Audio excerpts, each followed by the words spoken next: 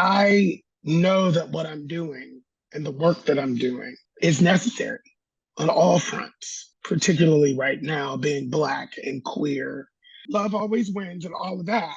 And as artists, I feel like it's our responsibility to get in these conversations.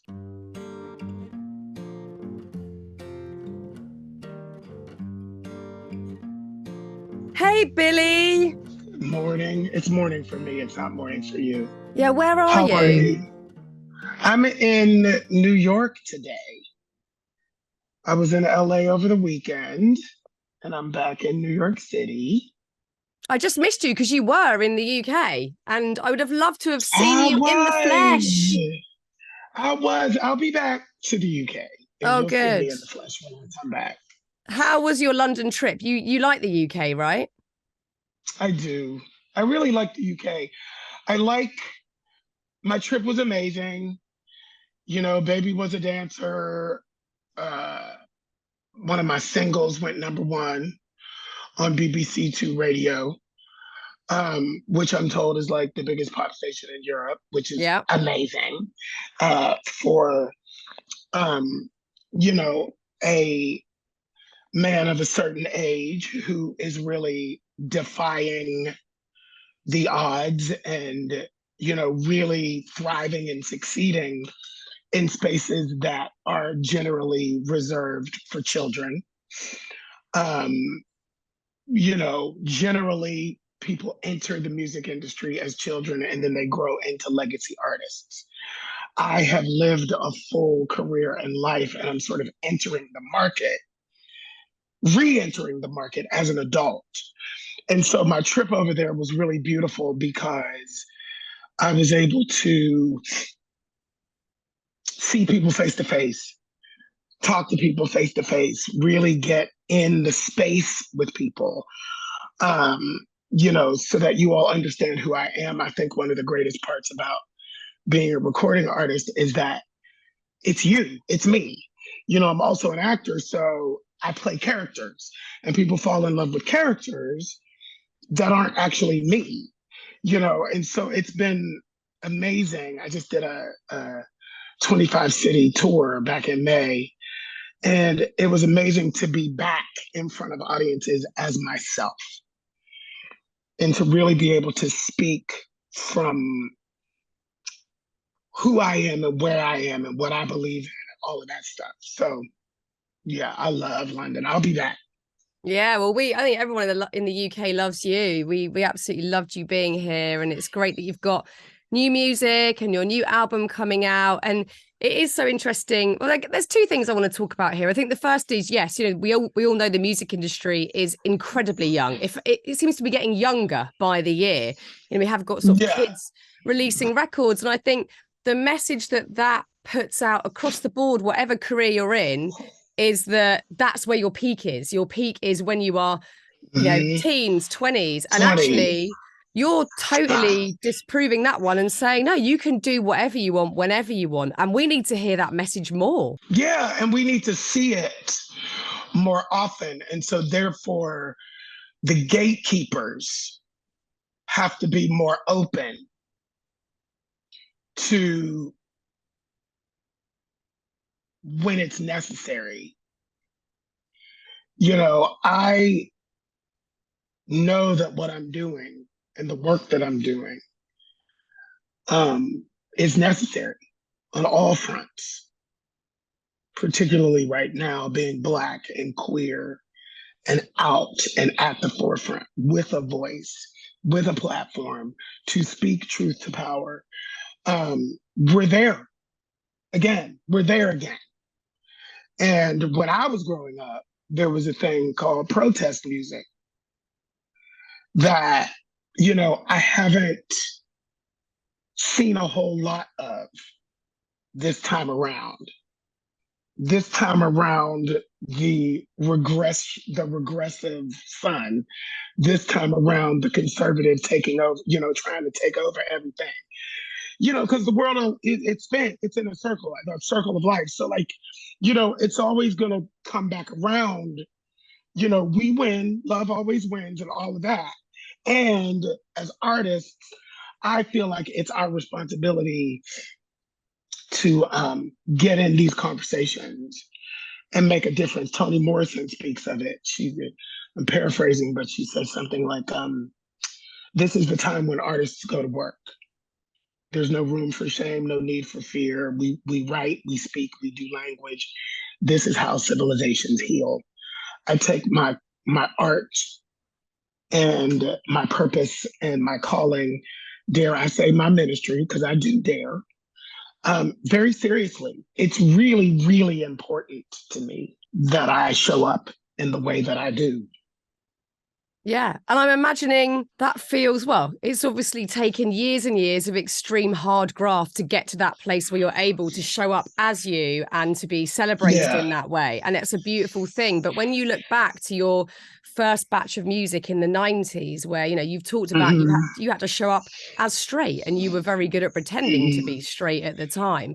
Looking back at that era, how do you feel? I am really happy that it didn't happen for me at that time. Because had it exploded in the way that I thought it should have, was talented enough for it to, felt entitled to, you know, whatever. The fact that it didn't happen forced me, and it didn't just not happen. It imploded. You know, it was really emotionally violent for me, the end of that first deal. I am grateful that because it forced me to go deeper, it forced me to challenge myself creatively in ways that had it happened quickly for me on all fronts, I don't know that I would have ever been challenged to find my truth. I don't know that I would have ever been forced to find the real me and lead with that. I don't know that I would have, because I would not have had to. You know what I mean? Yeah, timing is key, isn't it? We have to trust the process, and it's often terrifying to do that. Terrifying. I'm really interested in getting to this place where you're able to really feel that you're being authentically you, because we hear this thrown about all the time at the moment, like, be authentically you. And a lot of us will go, how? I don't know who the hell I am. You know, how did you start to peel back those layers? How did you know you were moving in the right direction to liberate yourself, to be truly you? Well, that's a really interesting question. And it has, you know, different answers. First of all, I always knew that I was gay. And I was told under no uncertain terms, that from haters and allies alike, that my queerness would be my liability. So I was already fighting that before I could even really comprehend what that meant. I was already labeled a faggot at age 8, before the people who were labeling me even knew what it meant. You know what I mean? Like, we had language before we even knew what things meant sometimes. And then vice versa, most of the time. But this gay thing, this queer thing, this faggot thing was always at the forefront of everybody's lips. So to have that, and then to have this extreme talent, my singing voice at that time, that everybody responded to. And it was as if it was like magical. When I sang, the venom and the hatred over my sexuality went away. It was like I was empowered to dive deep into this creative space in order to protect myself, protect my life, protect my, like, I had to protect myself. So my voice became my armor. My voice became my weapon to fight back. My art became those things. Yeah, would you know what? I think it's so interesting that, you were quite literally sort of singing to survive, which Yes. Yes. creates a lot of confusion when you've got this gift and you know that you can sing and it's inherently there and it's yours. But it's not all pure joy just singing. You're singing for survival. So that's really complicated. It's not just something that you can Mhm. leap into joyfully, like I can sing and it feels amazing. There's also, as you say, this armor you're having to put on. Did that create a lot of confusion around what that gift was, why you had it? What, did you resent having to have that voice and to sing? I never, no, no, that's an unequivocal no, because my voice saved me. The response to the voice was always positive until my record deal. It was always positive. People didn't always necessarily know what to do with me, you know, in the theater, which is where I was mostly navigating at that time. They weren't, they didn't know what to do with me. There was a gift that could not be denied. Ultimately, it could not be denied. And ultimately, I understand that and knew that, and played that to my best ability. Yeah. So I was listening to you doing an interview, I don't know how long ago it was now, but you were talking about your 30s being challenging because that was a point where you decided you wanted to show up to auditions or to jobs as you and to stop suppressing your sexuality or trying to be something that you weren't. And that was a challenging period because the work seemingly dried up at that time. How Mm-hmm. did you navigate that and keep your self-worth intact? I did a lot of therapy. I did a lot of mindfulness, work. The Artist's Way by Julia Cameron is a Love. is a is a book that I swear by. One day my soul opened up by Iyanla Vanzant. Lots of Oprah episodes. I mean, it was the Oprah episode. It was one particular Oprah episode where she was.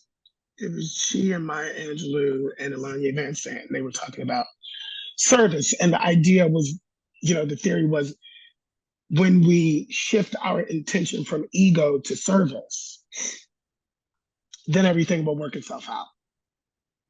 And I was like, well, what does service look like for me in an industry and, quite frankly, a world that is inherently narcissistic? Like, what does that look like? And it hit me like a ton of bricks. It's your queerness. It's that thing that everybody is telling you is wrong. And it's that thing that feels really wrong today. I know the universe, I'm talking as the universe right now to myself. I know the universe said to me that it looks like there's nothing for you. If you choose this road, choose it anyway. Trust me and choose it anyway. And that was in my early 30s. That was when, my record label, Deviate Records, produced my hit song from the First Wives Club for Celine Dion. And I left. I left the label.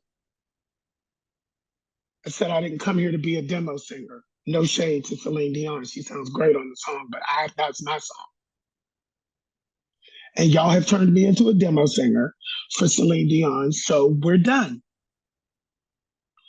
And I moved to Los Angeles and I went into what I call my valley period, because I was doing two things at the same time. I was walking away from the theater as I had known it because all they would cast me in were, you know, roles in musical reviews, where I'd come out and sing the roof off the joint and no character, no humanity, no dimension, no nothing. So I was over that. And then the record deal imploded at the same time. for various reasons. The Celine Dion thing was the straw that broke the camel's back, but I knew that I had to extract myself from these things that were not serving, these spaces weren't serving me.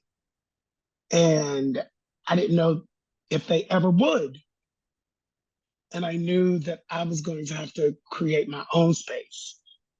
I didn't know what that looked like, but I knew that I needed a flip, a change to be able to just like jolt myself into doing something different. I'm kind of in that space again right now. Yeah, sometimes whether we like it or not, we have to jump into the void. And again, I guess it goes back to that thing of like trusting the timing, trusting that things, even when they feel like they're kind of going off track, are going in a new direction. But you had, I don't know if it was exactly the same time, but around this time you also lost your voice to acid reflux. Now, hearing you already talk about the fact that your voice was your armor, you were singing for survival. To lose that gift must have been utterly terrifying. It was terrifying and inspiring, motivating at the same time, because I'm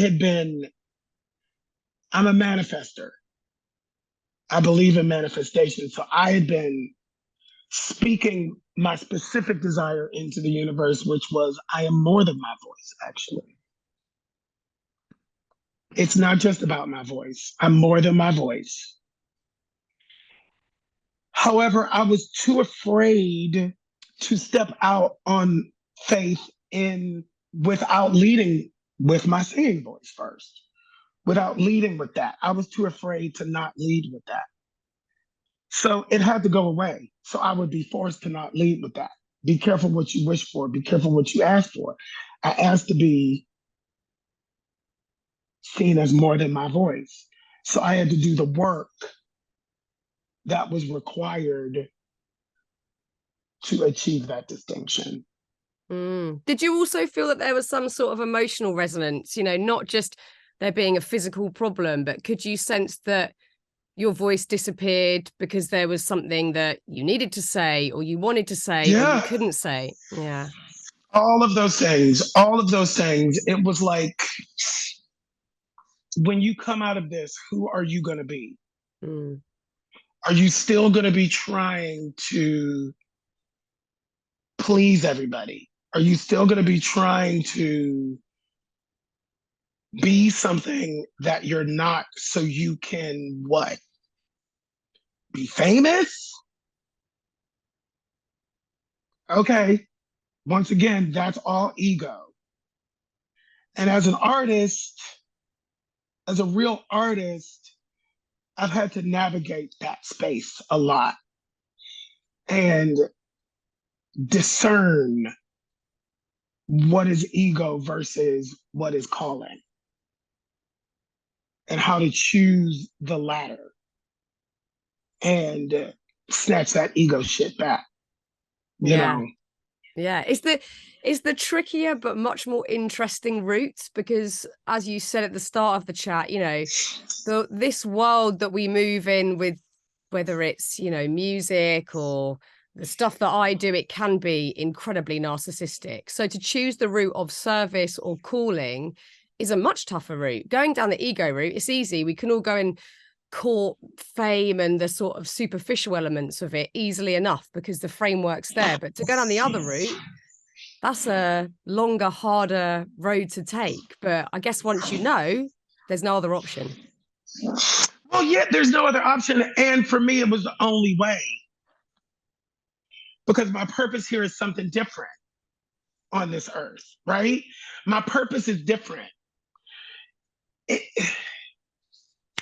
When you are successful in show business, sometimes, particularly in front of the camera, the performing talent, sometimes the byproduct of that is some sort of celebrity, some sort of fame. That's a byproduct.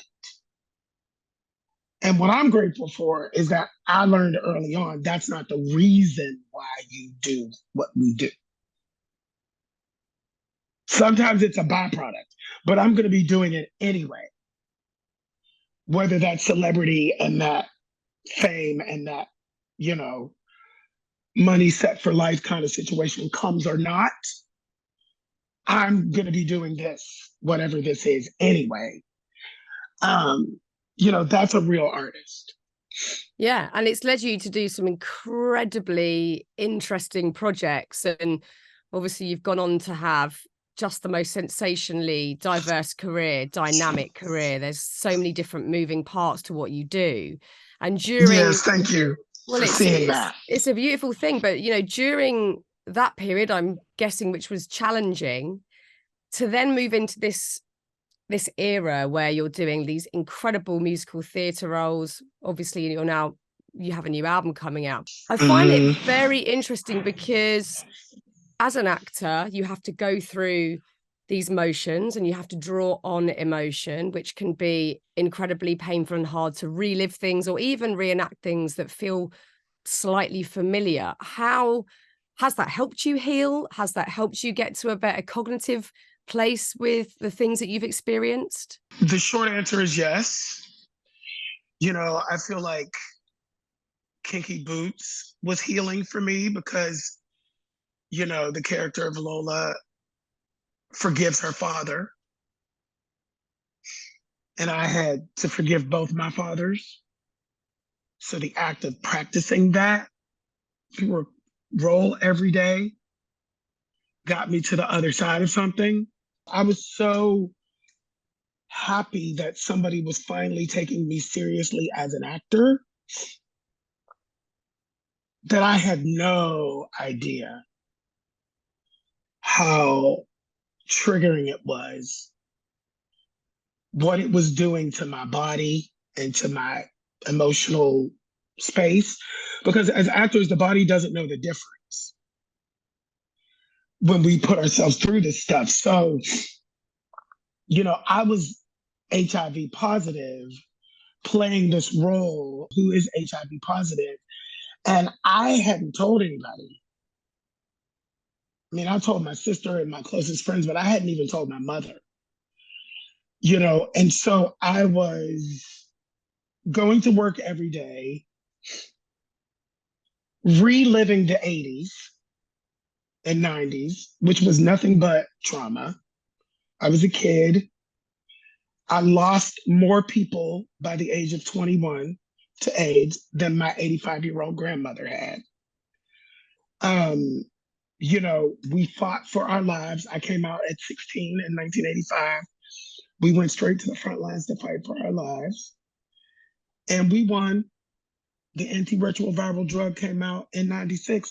And true to American form, the whole thing was erased like it didn't happen. We like to act like shit doesn't happen in America. I don't know about the rest of the world. I'm only paying attention to America because this is where I'm at. I think y'all have a few issues over there too. Come on, somebody. Brexit. Yeah. Come on, somebody. I don't think it's much better it's anywhere. All over. Well, but I don't think it's much better anywhere. And it's so interesting to me that, because these shining cities on the hill, these countries that we live in, manage to it's like, oh, we're so powerful and we're so great, but America's built on slavery, and y'all are the first colonizers. Y'all are the colonizers of the world. Y'all stole everything. Yep. And you're just, it's like, as you get older, and this relates to my art, because as I've gotten older, there is no place in my space for lies at all. I'm telling the truth everywhere I go, every single time, every moment. And I don't care anymore what that makes people on the outside feel. I'm not trying to make you feel comfortable. The world is uncomfortable. So we all feel uncomfortable. It's powerful to be an artist. Yeah. It's a really powerful thing. And I feel honored and humbled every day. Yeah. It's truly powerful. And going back to that notion of service, it's helpful. It's helping other Yeah. people rather than, again, showing up because of ego or you want a round of applause. You're showing up because you want to help people. Trauma. Yeah. You know, I wrote a book, I wrote a memoir called Unprotected. It's about using art to heal trauma. I'm still in the healing process of all of it. You know, some days I'm great, some days I'm not at all. And that is the process, and that is the journey. And I'm learning to love the journey. Yeah. That's all we can do, because there might not ever be an end goal where any of us feel truly healed, truly okay, truly Yeah. in balance forever. It's, all we've got is the journey. That's all we've got. What is the difference between acting something out and being triggered detrimentally versus being triggered or having that exposure to a memory and it being healing? It must be a very fine line. It's a very fine line, and I discovered that fine line through specific trauma therapy. So when COVID happened, I went into trauma therapy with a specialist. And we started doing this thing called prolonged exposure. There's EMDR and there's prolonged exposure. I don't know what EMDR is because that was something at the beginning of the pandemic that needed to be done in person, and we couldn't do it in person. I think they've now figured out a way to do it online, EMDR, but I did prolonged exposure. And prolonged exposure is essentially taking what your index trauma is, speaking it into a recorder, and then listening back to it in between sessions and monitoring your SUDS levels. SUDS, the acronym meaning subjective units of distress, aka anxiety. And so the idea is that you know, change the neuro pathways of your brain to understand that the thing can't hurt you anymore. And what my therapist discovered was that in my work, I was trying to do that the whole time. That's why I was trying to find work that mattered. Yeah. And not just the teenager in Greece, and not just, Smokey Joe's Cafe, and not just like random frivolous stuff, but like give me, I saw Angels in America. Tony Kushner's Angels in America by myself, 1994. The character of Belize, it was the first time I saw a human being, a queer Black man reflected back at myself. Jeffrey Wright played it so beautifully. I always understood that my art was healing. If you end up in a theatre role or a TV role, film role down the line, whatever it is, and you know that the subject matter could be triggering, knowing what you do now about exposure therapy and trauma therapy, what would you have in place to ensure that you could move through that role as peacefully as possible? Probably double therapy a week, probably double trauma therapy a week that the producers pay for. Of course. Too bloody right. Too bloody right. You're giving them your heart and your soul. That's the least they can. But it's a big deal. It's a big deal to go through it. And is therapy something that you still regularly do, whether you're working on something triggering or not? Yeah. Always. Yeah. Always. I'm trying to stay sane in this crazy ass world, honey. Yeah. I hear you. I gotta go talk to somebody about it, baby. Same. I hear you. Same. I find the trauma therapy aspect of things so interesting. I've talked to countless people who have tried all different modalities, and different things work for different people, but it is so wonderful that the brain has that neuroplasticity to create new pathways to change how we react to things around us. I've done EMDR. I actually did do it online during the pandemic, and I found it. You did? So they did find out how to do it. Game changing. Yeah. Do you have the tappers and stuff? Isn't Do you that know what the what? There was tappers? either you could do the eyes across the screen, which I couldn't get on with. I hate Zoom altogether, but so that was too hectic. So I did this bilateral tapping, Right. and I don't know how it works or what's going on, but oh my God, it is absolutely incredible. And it's, you know, I'm always relatively frustrated, I think, working in this space and talking about mental health a lot, that, you know, I've been very lucky that I've been able to access that. You know, you've been able to find a brilliant therapist out there, but there's so many people who Yeah. have had such Who awful don't have trauma, that. and we need to, I don't know what the answer is, but it needs to be more readily available. And that's down to politics and healthcare systems and all sorts of shit that's out of our control. But it is game changing. It's game changing stuff. We Mhm. even did an episode on here the other day, right? On psychedelic therapy for trauma. Mhm. Incredible Mhm. results. Incredible results. I'm so intrigued. Ketamine. They're using Yeah. ketamine right now. Yeah. Um, and you know, as a club kid, I'm just gonna make myself a cup of coffee. I hope that's Please okay. do. Yeah, you It's do it. morning here. You know, as a club kid in the 90s, and you know, I partook in recreational drugs, and my favorite was ketamine. Yeah. And I was like, and now it's like, oh, all right, that kind of makes sense. A bunch of my friends are doing like ayahuasca and all Yeah. that stuff. I don't know. Yeah. I'm thinking about, some of their stories are not the greatest. Yeah. I don't hear the greatest stories. Makes me a little nervous about the throwing up and the purging and all of that. But I guess, we'll see. I'm Yeah. trying to just be as healed as possible. Yeah. The ayahuasca one for me, I think sounds too intense, but I think psilocybin, maybe some of the other slightly more gentle ones could be extremely interesting.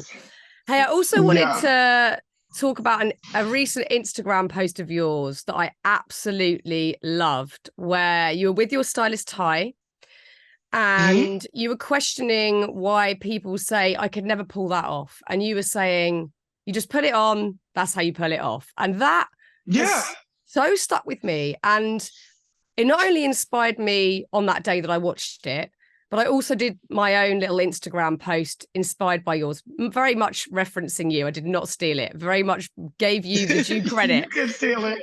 No, I gave you the due credit because it was a day where, you know, we all have these days where we feel a bit shy, we want to hide a bit. And I had this dress and I bought it in a market and it was kind of pleated green sheer.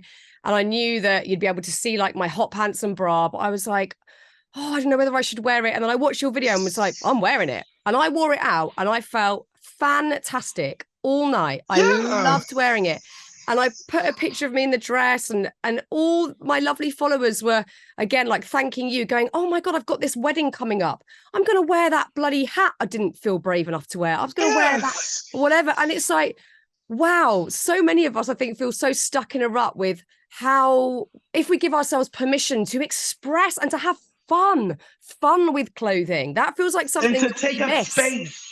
Yes. It's a taking up space. Yes. Because we live in a world where the power structure is meant to silence anything Yep. that doesn't fit into the status quo. There are mechanisms in place, conscious or unconscious, that stifle, keep us in chains. Yeah.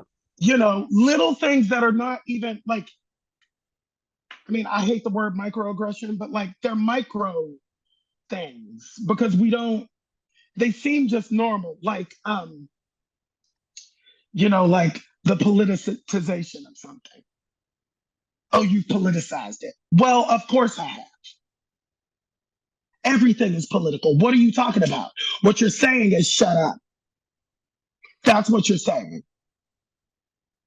When the GOP over here comes out against Lizzo because she went to the South and dared to call out Ron DeSantis or something, or the Don't Say Gay bill, or drag queens are illegal, or whatever, she dared to say something from her concert tour, then they're telling her that she's politicizing it. Yes! You're trying to take my rights away. Yes, I am. What you're saying is shut up. It's the same thing in the creative space too. When I'm working, when I'm writing something. Oh, it's too preachy. Fuck that. Yeah, it is. Yes, it is. On purpose. What do you think it's going to be? Look, we are in, this world is crazy. Somebody needs to be preaching about something. Yeah. I'm not going to stay here silent. You're not going to shut me up, because that's what it means. You know, and we have to be careful with that. We have to be careful. Our governments are this patriarchy. It's like, oh, shut up and sing, this shut up and sing, this shut up and dance, this shut up and dribble, this, oh, you're a prostitute, so your opinion doesn't matter bullshit. I'm not having any of that. Oh, I almost made it through an entire podcast without being politically extra.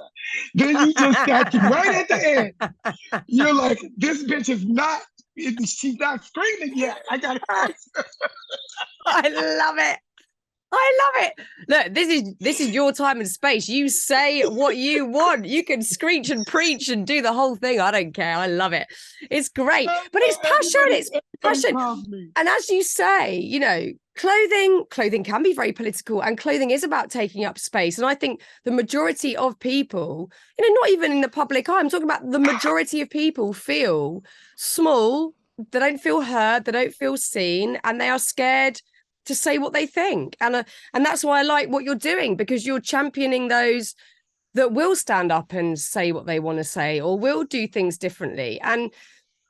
But, you know, it's all very well and good you saying stuff and being a game changer. It's a beautiful thing, but it's tiring. It's a tiring thing, because I even, you know, I was looking back at pictures of you over the years, and like, obviously that beautiful moment of you turning up to the Oscars in, was it 2019, in your tuxedo gown.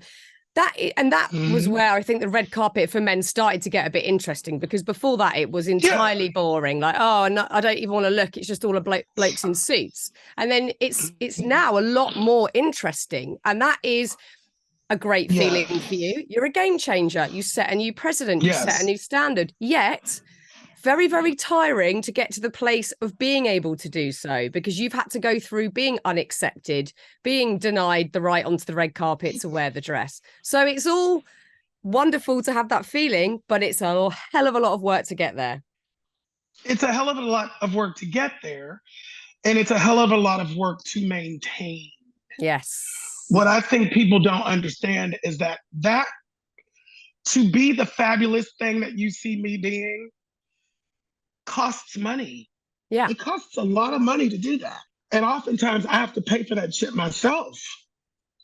You know, and ultimately it's about me reinvesting into the company. I'm the company.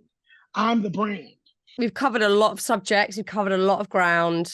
It's been a joy to talk to you, an absolute joy. And I know it's been a joy to talk to you too.